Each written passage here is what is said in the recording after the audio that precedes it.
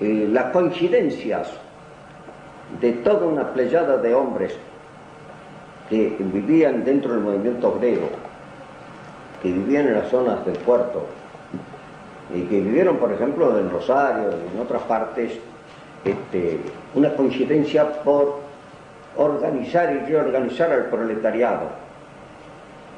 Pero la comprensión del tema estaba basado precisamente en la falta de esa cultura. Y el pregón cultural se obtiene en base precisamente a la justicia que se esgrime frente a la injusticia social. Y ahí se plegan, imagínense, se plegan infinidad de autores de teatro, de escritores, maestros, en fin, hombres de todos los tipos, pero que coinciden en que la obra está ahí. Y la FORA en ese sentido ha llevado a cabo una obra tremenda. Las escuelas racionalistas que crearon las organizaciones de la FORA en el país fueron innumerables.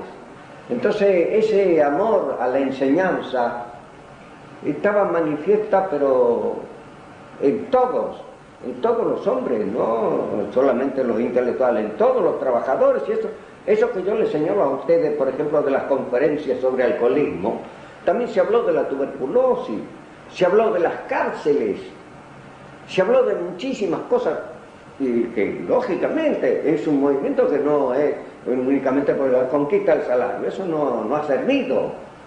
Eso lo sabían perfectamente bien los compañeros, que no sirve eso es una conquista circunstancial, es una manera de despertar el interés de los trabajadores y los pueblos. No porque sea el objetivo, porque eso no conduce a nada si la sociedad capitalista va más veloz que todos nosotros.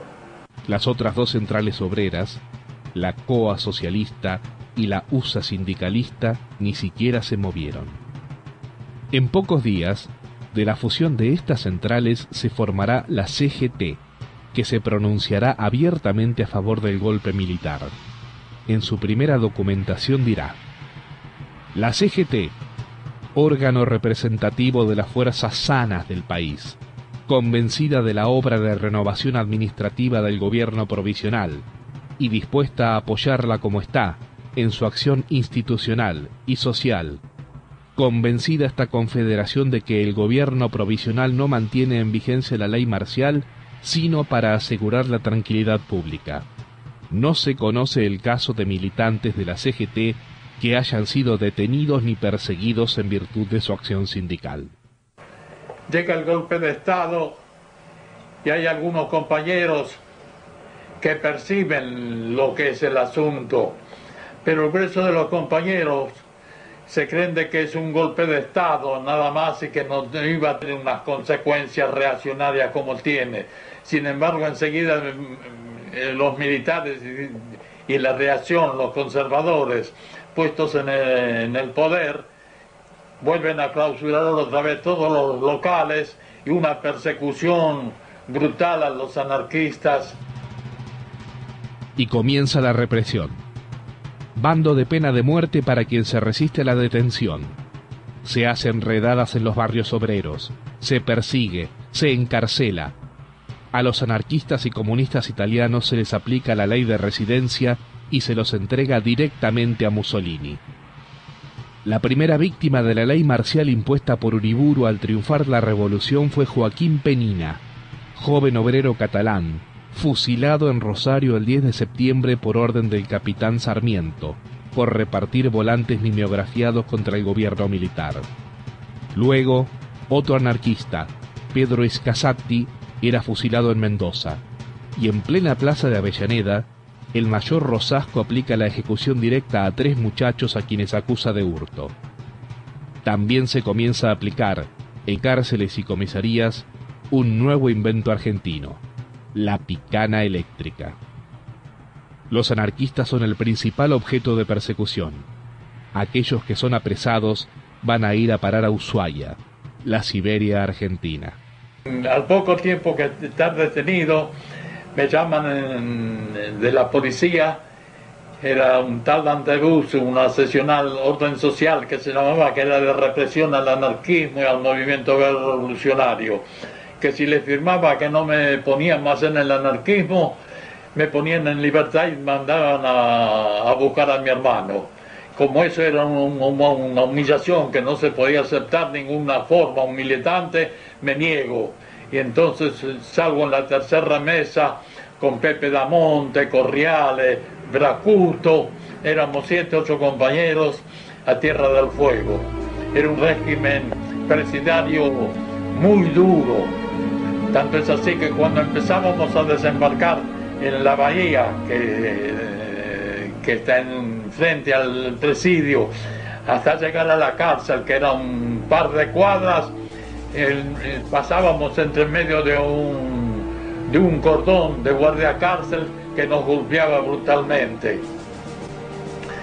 Ya con los compañeros que habían ido en la primera y segunda confinamiento no nos vimos, porque la cárcel ya era chico y habían hecho un gran galpón que a los compañeros, conjuntamente con algunos delincuentes y demás, pusieron en ese galpón porque no hacían discriminación de ideología. Los únicos que tenían cierta discriminación eran los radicales que habían detenido, que eran muchos, pero los tenían en el pueblo, hacían una vida libre, no hicieron una vida de presidio como nosotros. Hasta que viene la dictadura afloja, se manda una intervención a la cárcel, se llama a los presos y se dice de que con una instrucción de que allí no se había molestado a nadie, no se había golpeado. Fui elegido entre los compañeros que estaban a declarar en eso, y declaro de que no solamente me castigaron a mí, sino a todos los presos sociales los habían castigado, a todos los que habíamos sido confinados. Yo estaba en la cuadra. El presidio era un cuadrado así. Este es un patio y aquí eran todas celdas en el planta baja. En el primer piso y ahí estaban los baños, la cocina y demás en el piso de abajo. En el piso de arriba estaban los costados, las celdas, un patio descubierto para que respiren los de abajo, y en la parte de abajo que estaban los baños y la cocina había una cuadra que tenía como 30 camas, ¿no? Y hemos tenido la suerte los compañeros de caer todos juntos así. Bueno, al rato de esa declaración vienen y me llama el jefe del presidio, un tal San Pedro, de una historia negra que tiene en el presidio. Era el jefe de los guardacárceles y el que mandaba hacer todos los castigos. Entonces me sacan de la cuadra y me ponen en una celda, una semana pan y agua, y no tuve más recreo en absoluto, porque allí los que estaban en celda, 1 hora a la mañana y 1 hora a la tarde, los sacaban en los patios para que se refrescaran un poco y caminaban. Yo no vi a los compañeros, me reuní últimamente cuando nos pusieron en libertad en las bodegas de los buques Chaco y Formosa, creo que eran los que transportaban a los presos. Con mi hermano y los compañeros de la primera y la segunda remesa, nos vimos recién en Villa Devoto. En Villa Devoto, de bien llegamos, nos van poniendo en libertad en grupos, y muchos compañeros y compañeras estaban en las puertas esperándonos al grito de viva la anarquía y viva la fora, y con la misma forma respondíamos lo que íbamos saliendo.